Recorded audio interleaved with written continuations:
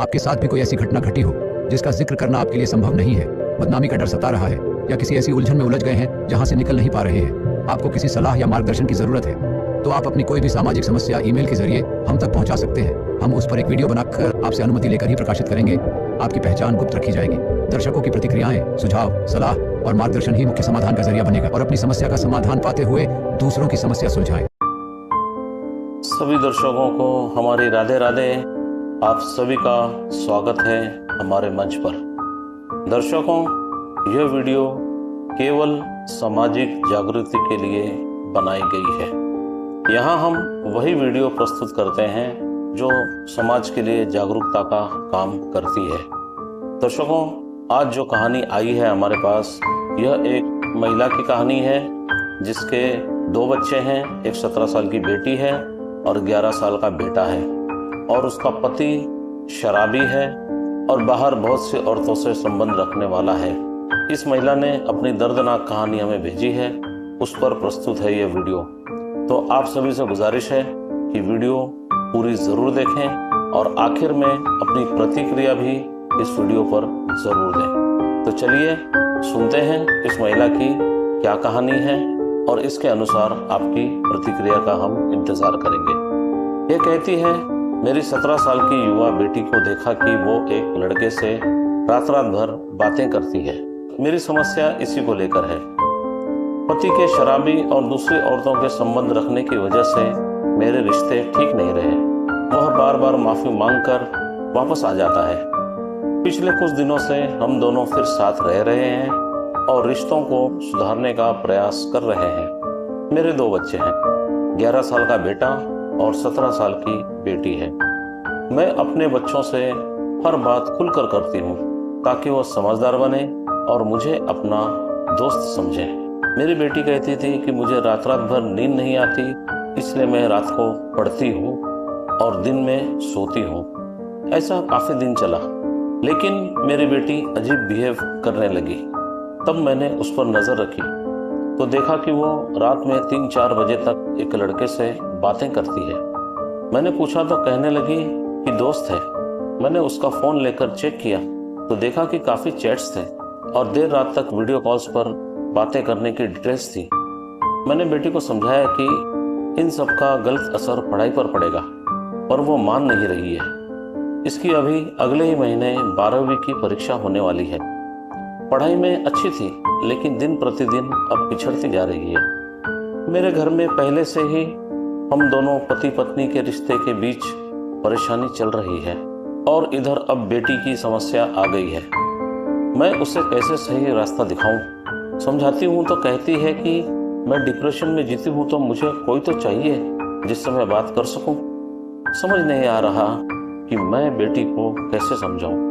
मैंने लड़के की चैट्स पढ़ी तो उसमें उसने ऐसी ऐसी बातें लिखी थी जिससे मुझे लगा कि लड़का ठीक नहीं है, वो अलग कास्ट का भी है। मैंने बेटी से कहा कि जिस घर हमें जाना ही नहीं, वहाँ का रास्ता क्यों देखना चाहती हो? वो कहती है कि माँ, आपने भी तो अरेंज मैरिज की थी, अपनी जात के लड़के से शादी करके आपको क्या मिला? बेटी कभी कहती है कि वो सिर्फ दोस्त है, कभी कहती है मुझे उससे बात करना अच्छा लगता है। वो कहती है कि सिर्फ बात करती हूँ, लव अफेयर नहीं करती हूँ।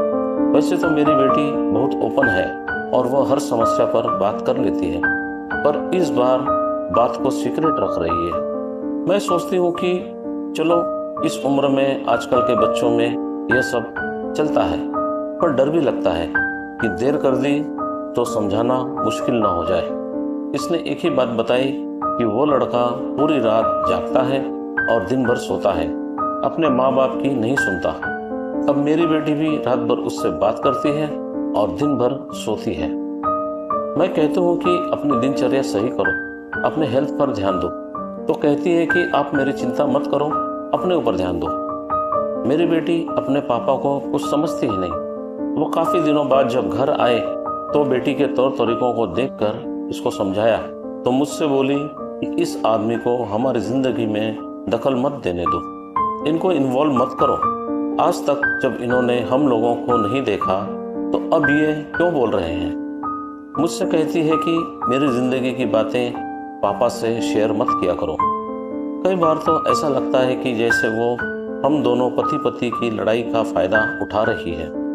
मैं कैसे समझाऊं कि मैं और तेरे पापा तेरे भले के लिए बोल रहे हैं। मैं अपने रिश्तेदारों को बेटी को समझाने के लिए नहीं बोल सकती, क्योंकि एक तो ये समझाने से समझेगी नहीं, उल्टे हमारे परिवार की बदनामी होगी, सो अलग। मैं अपना दिमागी संतुलन बना नहीं पा रही हूँ। कुछ समझ नहीं पा रही हूँ कि इस परिस्थिति से कैसे बाहर निकलूं। मैं बड़ी उम्मीद से अपनी समस्या यहाँ शेयर कर रही हूँ, ताकि कोई मेरा मार्गदर्शन करे कि कैसे मैं अपनी बेटी को समझाऊं। क्या मनोवैज्ञानिक या मनोचिकित्सक या काउंसलर की मदद लूं? क्या इससे कोई फायदा होगा? किसी डॉक्टर या अस्पताल का नाम सुझाएं तो बड़ी कृपा होगी। तो दर्शकों, आपने सुनी इस माँ की व्यथा और इस माँ की समस्या। यह महिला चाहती है कि कोई इसका मार्गदर्शन करे। हमारे पास एक सुझाव है जो हम इस महिला को देना चाहते हैं। देखिए, आपकी बेटी जिस उम्र में है उसे आप जबरदस्ती समझाएंगी तो वह समझने वाली नहीं है। उसे प्रेम से समझाइए और सबसे पहला काम यह करिए कि उस लड़के से मिलने के लिए बोलिए। उस लड़के से मिलिए, उसके परिवार से मिलाइए और अपनी बेटी को भी उसके परिवार से मिलाइए। तो इससे आपके समझ में भी आ जाएगा कि लड़का कैसा है या लड़के की मंशा क्या है, या आपकी बेटी भी समझ सकती है कि क्या वो इस परिवार में एडजस्ट हो पाएगी या नहीं हो पाएगी। उसे समझ आ जाएगा। और यदि लड़का अच्छा हुआ तो आप लड़का और लड़की दोनों को बिठाकर बताइए कि बेटी, अभी तुम्हारी उम्र कम है, तुम नाबालिग हो, कम से कम 5 साल का टाइम दो मुझे, और 5 साल में तुम अपने पैरों पर खड़ी हो जाओ और लड़के को भी अपने पैरों पर खड़े होने दो। उसके बाद मैं तुम दोनों की शादी खुद ही करा दूंगी। लेकिन तब तक एक वादा करना होगा कि तुम दोनों आपस में मिलेंगे नहीं, और ये वादा आप उन्हीं से लो। लड़का यदि सही हुआ तो वादा करने में बिल्कुल हिचकिचाएगा नहीं, आपसे वादा कर लेगा। और आपकी बेटी भी उससे सच्चा प्यार करती है तो उसे भी कोई आपत्ति नहीं होगी। लेकिन यदि दोनों में से कोई भी टाइम पास कर रहा होगा तो मानने को पहले तो तैयार होगा नहीं, और मान भी गया तो यह रिश्ता ज्यादा दिन टिकेगा नहीं। क्योंकि हम अक्सर देखते हैं ऐसे रिश्ते 4-5 साल से ज्यादा नहीं टिकते। जो टाइम पास कर रहा होता है वह सोचता है कि 5 साल खराब करने से अच्छा है कहीं और देखा जाए, इसलिए ये रिश्ते ज्यादा दिन टिकते नहीं।